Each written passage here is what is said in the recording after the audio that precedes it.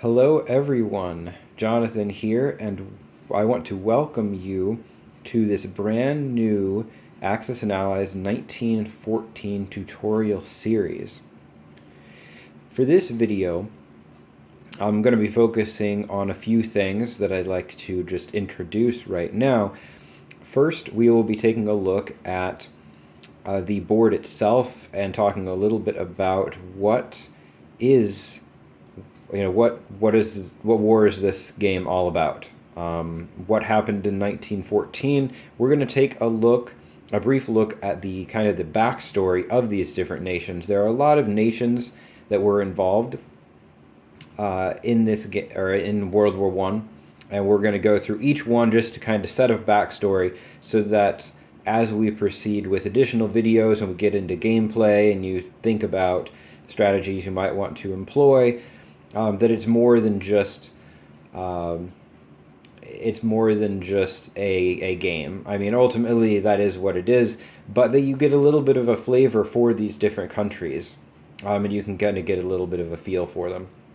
So we're going to be talking about that a little bit in this video as well. But first, I wanted to take a look at what actually comes with the game.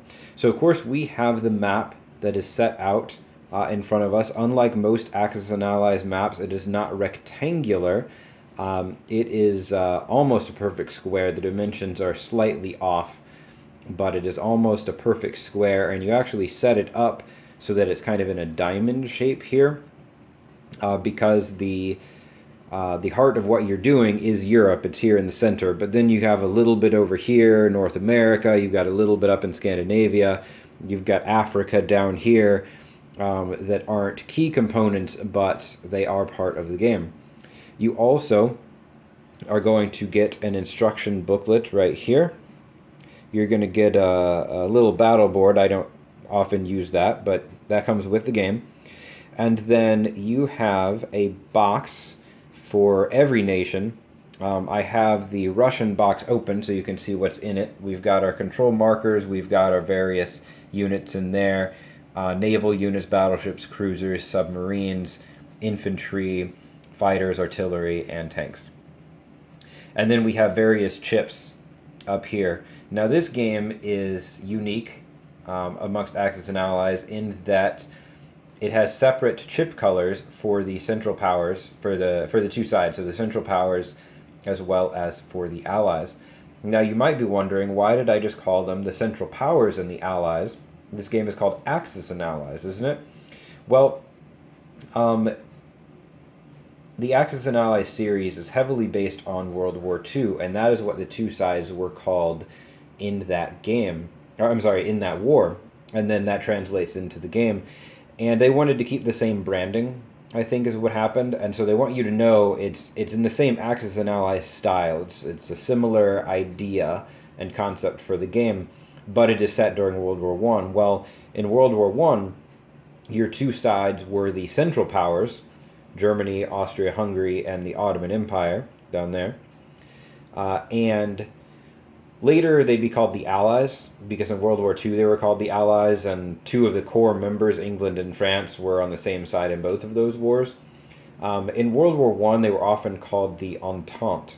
It's a less common term today, but if you hear me refer to, in this video I'm going to use those two terms interchangeably, either Allies or Entente, so don't be confused about that. Something else that comes with the game, you get 36 dice. Now these are little kind of like mini dice. You might think that that's a lot. Let me tell you, in this game that is not. You're going to have battles where you have dozens of units just on one side fighting dozens of units on the other. So those dice are definitely going to come in handy. All right, I'm going to go ahead and clear these off so we can see a little more of the map, and move the box as well so we can see a little bit better.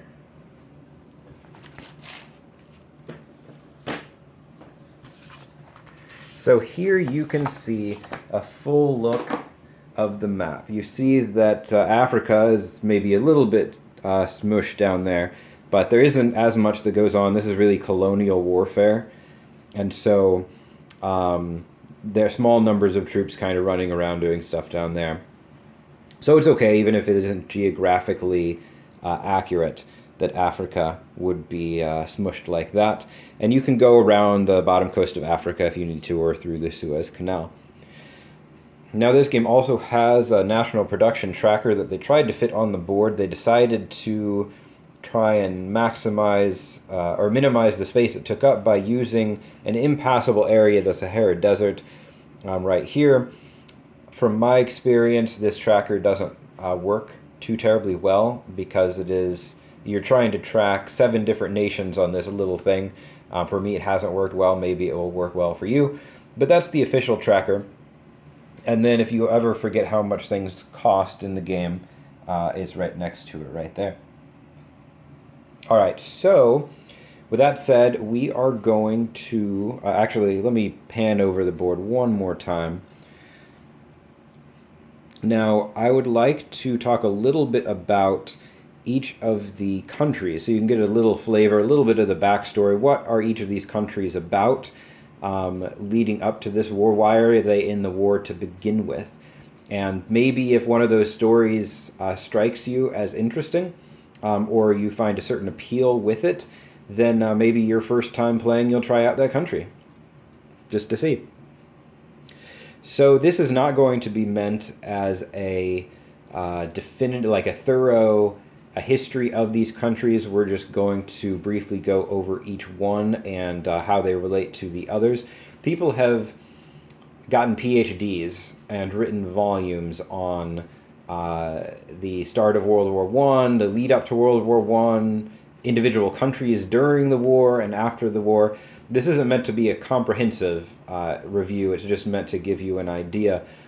If you are interested in some more information about any of these countries or about World War I, there is a YouTube channel. It's called The Great War, and it is a series of episodes. Most of them are about 10 minutes, though there are some that stray from that mark.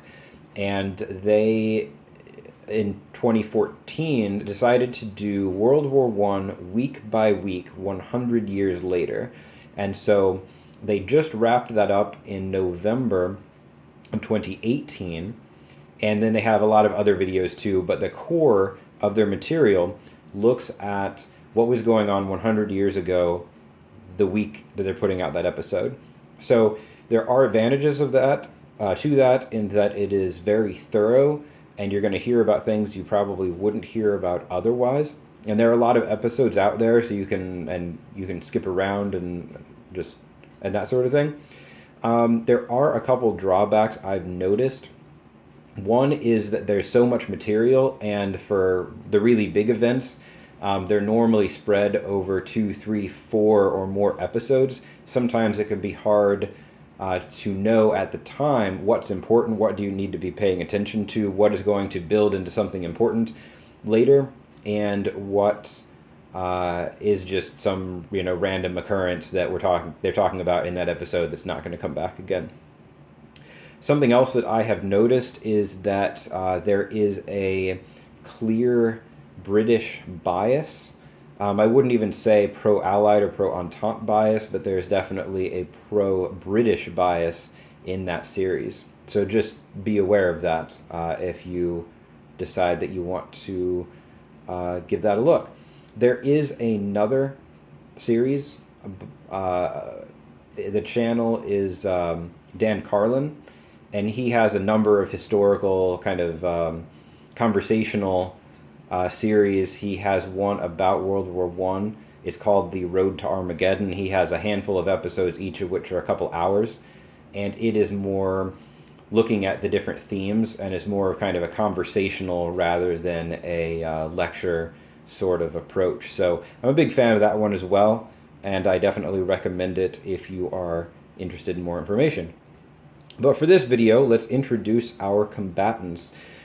So we have, I'm going to go left to right as far as my talking about them, but the two sides are going to be the Allies or the Entente. That's going to be England up here, and England does have India down here. France over here in purple, and Russia, not the Soviet Union like in World War II, but this is Imperial Russia. And then later, I almost forgot about them, Italy down here, and then later the United States is going to join on the side of the Allies, but they are not on the Allies' side right at the beginning of the game. And then for the Central Powers, we have Germany, we have Austria here in green, and we have the Ottoman Empire. Now, one of the reasons they're called the Central Powers, you'll notice they are kind of centralized right here in the middle, whereas you have allies over here on this side and Russia ally over here on that side. So those are two sides. Let's look at each country individually. So the U.S. Historically actually entered the war several years in. The war started in August of 1914. The U.S. would enter early on in 1917. So the war's been going on for a few years. The U.S. is largely separated geographically from events in Europe by the Atlantic Ocean, and it's separated from things over in Asia by the Pacific. For this war, Asia is not going to be important. Of course, in World War II, it would be. The U.S. Has kind of been developing on its own for a while, and the prominent general during the American War for Independence from England, the Revolutionary War, George Washington, also the country's first president, warned against foreign entanglement. So there's a history of the U.S. wanting to kind of be standoffish to a degree, not really wanting to get involved or get sucked into the political intrigue that was very common in Europe over the centuries. The United States, after the Civil War, which ended in 1865, started industrializing rapidly. And at this point, they are known to be a very strong industrial power, but really, for a while anyway, had not been tested militarily. That would change with the Spanish-American War in 1898, where the U.S. took on a power that really had been in decline for a long time, the Spanish Empire, and was quickly defeated them and took over a number of their possessions, Puerto Rico, Guam, the Philippines, and so forth. And so that was kind of the U.S. Engaging militarily on the world stage in a major way for the first time, especially since the Civil War. Spain not being a prominent great power at the time, but still other powers took notice of that. But the U.S. is still going to be pretty wary of getting involved over in Europe. Now, eventually it will, because of issues with German unrestricted submarine warfare and the sinking of American ships and American civilians on the ships of other nations that are getting sunk, perishing. And so they will eventually come into the war, but they're wary of being involved from the get-go. Now, when it comes to England, England is, at this point, the preeminent naval power in the world. They are an industrial powerhouse, more so than the United States. Aside from Germany, which we'll get to later, Germany and England are really the two major industrial powers in the entire world at this point. And England has a massive navy that it uses to monitor and control and protect its empire, which is spread all over the world. They said that the sun never set on the British Empire, and that is because they have colonies all over the place. Now, England and France have had their differences over the centuries. A lot of bad blood there.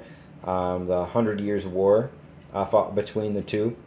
France also predominantly Catholic, England Protestant, so you've got the religious dynamic as well. England was one of the few countries, England and Russia really were the two that were steadfast against Napoleon. A little over 100 years before World War I, when France was kind of running amok, dominating the landmass of Europe. So things have changed a little bit over time. They're on friendlier terms, having a lot to do with Germany, but there is a lot of suspicion between the two of them.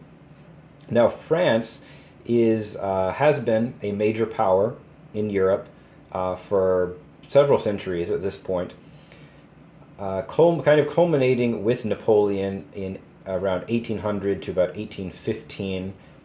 Of course, a lot of things happened during that period, but it's kind of the Napoleonic era there.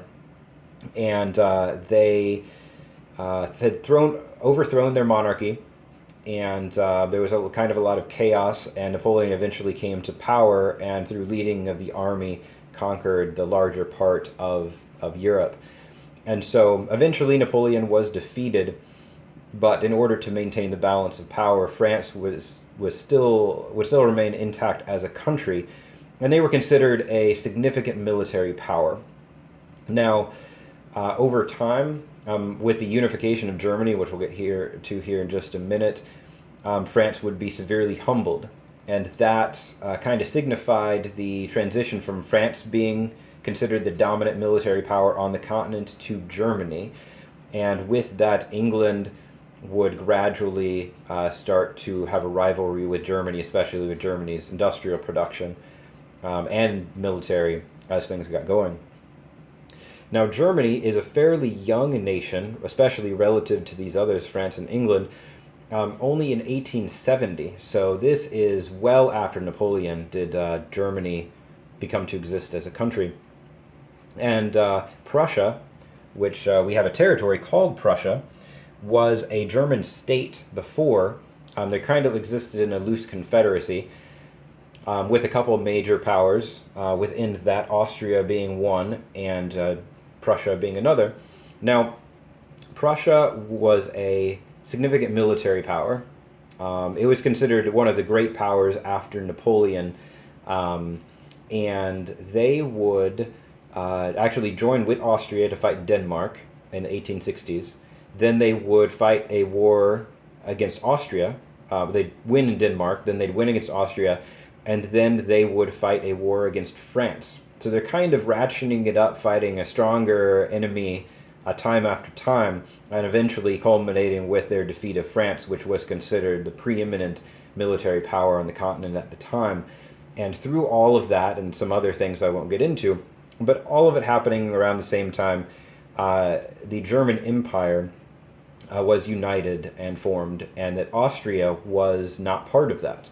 That was something that was talked about in not necessarily in the lead up to the wars, but in the lead up to, hey, we want to unite the German people. Should Austria be a part of it? Because Austria is German predominantly, but Austria also controls this large other empire that contains a lot of non-Germans in it. So if you bring in Austria, you bring in all of these others. And because Prussia ended up uniting Germany and not Austria, the Germans in Austria ended up being part of their own empire and not part of the German Empire. Now, Italy is also a really young nation. Italy, after the fall of Rome, largely, I mean, of course, this changes over the course of many centuries, but for the most part is made up of a number of smaller kingdoms for many centuries. And in the 1800s, they're slowly consolidating, and eventually, right around the same time as Germany, actually, Italy becomes united. So Italy is a fairly new country. Unlike Germany, it's not really as heavily industrialized. So they come into this war kind of without the economic and military power that Germany will, but they're a young nation. They have something to prove at this point. Now, if we're going to talk about ancient nations, Austria is kind of the opposite of Germany and Italy. Austria has been around a long time. We talk about, World War I was about 100 years ago, or ended about 100 years ago. Napoleon was a little over 100 years before that. The distance between World War I and Napoleon is not as great as the difference between Napoleon and when Austria really started to come into its own. This is how ancient this country is. Um, Now, they are unlike a lot of these other countries, whereas France is mostly French, Germany is mostly made up of Germans, Italy is mostly made up of Italians. Austria, which is Austria-Hungary at this point, is made up of a significant number of different nationalities. Austria, of course, being the dominating force. Now, in the late 1800s, they would become the dual monarchy of Austria and Hungary. Hungarians being the second most prominent nationality in the empire. And so they decided that the king would be, or the emperor would be emperor of both, but in domestic affairs they would kind of run their own.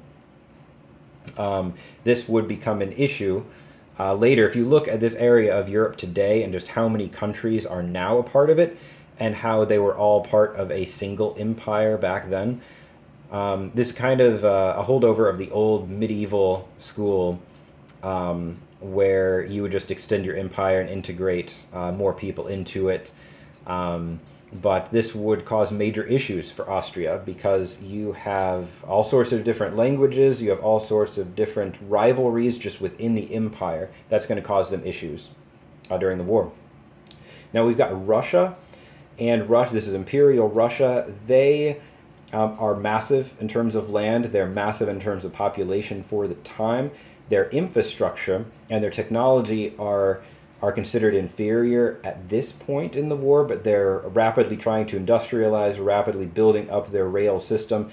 In fact, there's a lot of talk amongst the military higher-ups in Germany that they need to fight a war against Russia in the next couple of years. Otherwise, Russia's going to become too powerful. It's going to be able to move its troops around too quickly. It's going to build up its industry too much. It's going to be able to overwhelm Germany. And finally, we have the Ottomans. The Ottomans, like Austria, are an ancient empire, going back even further than the Austrians. But they are a country that has been in decline for a long time. Hundreds of years they've been in decline. They're called the sick men of Europe at this point. In fact, there was a time in the 1800s when Russia, a new power at that time, really tried to dominate and just kind of take over parts of the Ottoman Empire. Constantinople was a big part of that. And the other powers, France and England, intervened because they didn't want the balance of power to be ruined, even though the Ottomans were quite weak. Eliminating them completely would have created a major power vacuum that they did not want to deal with. They wanted to maintain balance. So the Ottomans are a very weak power. They've been losing a lot of their territory. You know, Bulgaria, Romania, Serbia, Albania, Greece, going back a little further, were all parts of the Ottoman Empire at one point. And in the last 100 years, give or take, a couple decades, they've lost all of that. Egypt as well. Libya, same thing. So that's an introduction to the countries. Hope you guys enjoyed this video. I will get another one up here as soon as I can.